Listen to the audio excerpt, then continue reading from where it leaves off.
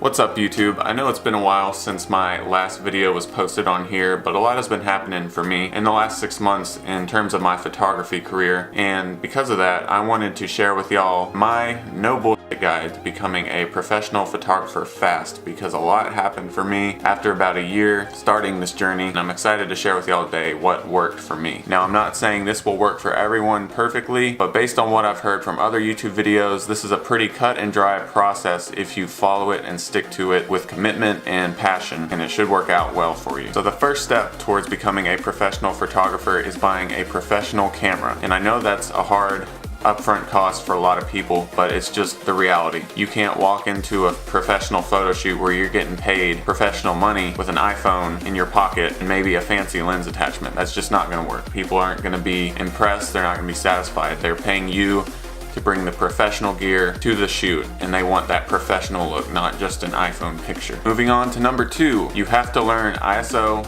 shutter speed, and aperture. Those are the key settings that every photographer must know if they want to be a professional. These are basic things in photography. They determine everything about how your pictures are going to look, the exposure, the feel. You just have to know these things. There's no way around it. I get annoyed when I hear other people call themselves photographers, yet you go look at their camera settings and everything's on auto. They don't really understand what their camera's doing or how their pictures are coming to life when they snap that shutter button. Make sure you put yourself ahead of the game by mastering ISO, shutter speed, and aperture. Number 3, and this is going to be a tough one, but it's something you got to do too. You have to take photos every single day. If you want to get good quickly and you want people to start paying you for your work, you have to practice every day. You got to be taking pictures of something, even if it's just a chair in the bedroom like I did for months on end. You actually learn a lot just by playing with the settings, understanding your camera and how it works. So when you go out into the field, you already have all that practice time together, and when you come up in a situation and you need to set your camera, the settings you need come quickly because you've been practicing so much outside of in the field shooting. Number 4, and this is something you probably do already, but watch a lot of YouTube videos about photography. That can be tutorials, vlogs, editing, tutorials, anything you can watch to learn, hear different perspectives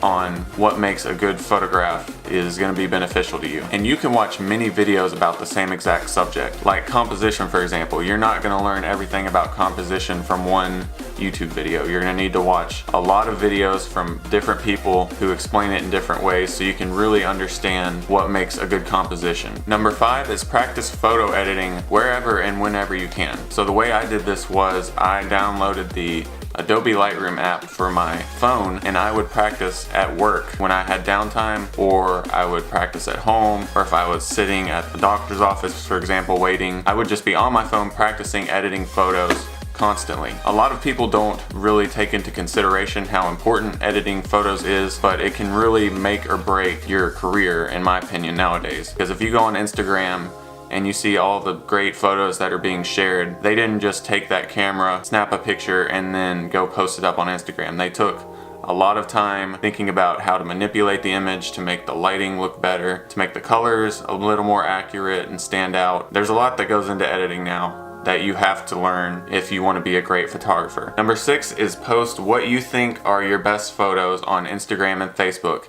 even if you think they suck. And that's another thing. You can't compare yourself to others when you're just starting out, because again, you're just starting out. If you look at other great photographers, when they just started picking up a camera and taking pictures, they weren't good either. No one just picks up a camera and is amazing at it. So don't be afraid to post your pictures and share them with the world and tell people what your mission is, because they will notice once you start getting better. That's what happened for me. I sucked at first. You can go back on my Instagram and look at my old pictures. But as I started progressing, people noticed, and they remember you for that because they see how hard you're working and how passionate you are about being good at this art form. Number 7, after you've started posting some on Instagram and you have some photos to show for yourself, you can start doing free work. And I know working for free doesn't sound that great, but it's just something you have to do at first if you want to build up your portfolio. One of the most useful ways you can work for free is to shadow another photographer, and probably the most available way to do that is shadow a wedding photographer. You will learn a bunch of different photography that way. It'll be intense, but you're going to learn a lot very quickly from someone who's experienced, and you'll be helping them out in the process. And if you need to find a wedding photographer, you can look up on Facebook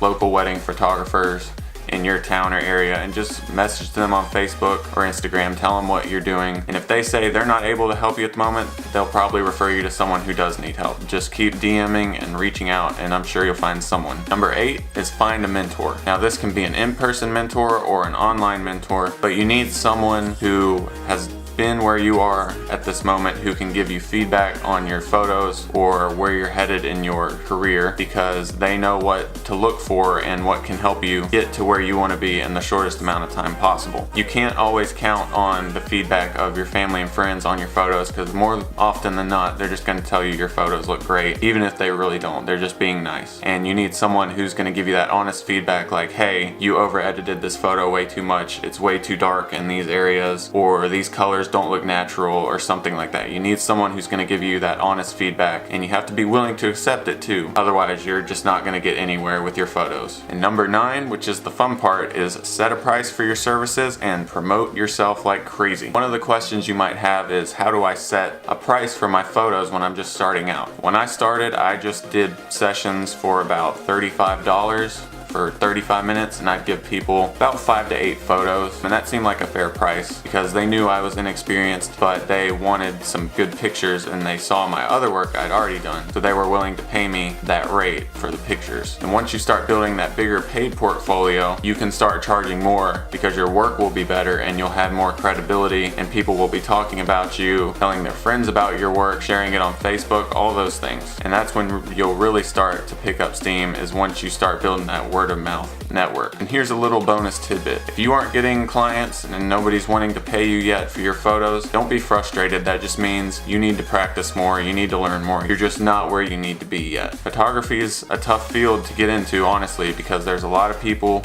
out there taking pictures, calling themselves photographers, and they might try to undercut you on price sometimes too, but you gotta just stick to your guns. You gotta work hard and show people why your photos are special and why they should hire you. And always be pleasant, always be a good person to work with, because that's also very important, because they might want to come back later for pictures, and if you weren't a very fun person to work with or polite person, they're not going to call you back for more photos in the future. So yeah, that wraps up this guide, guys. I hope you enjoyed it. This is what worked for me and got me from novice to professional in less than a year. It just took a lot of practice, a lot of time spent learning and just honing my craft. But I'm very happy that I stuck with it, because it's always easy to quit and say it's not worth it, but you just gotta keep going and remember why you started and just love what you're doing. And while y'all are still here, be sure to hit that like button and subscribe to me for more future photography related videos, and I hope to see y'all in the next one.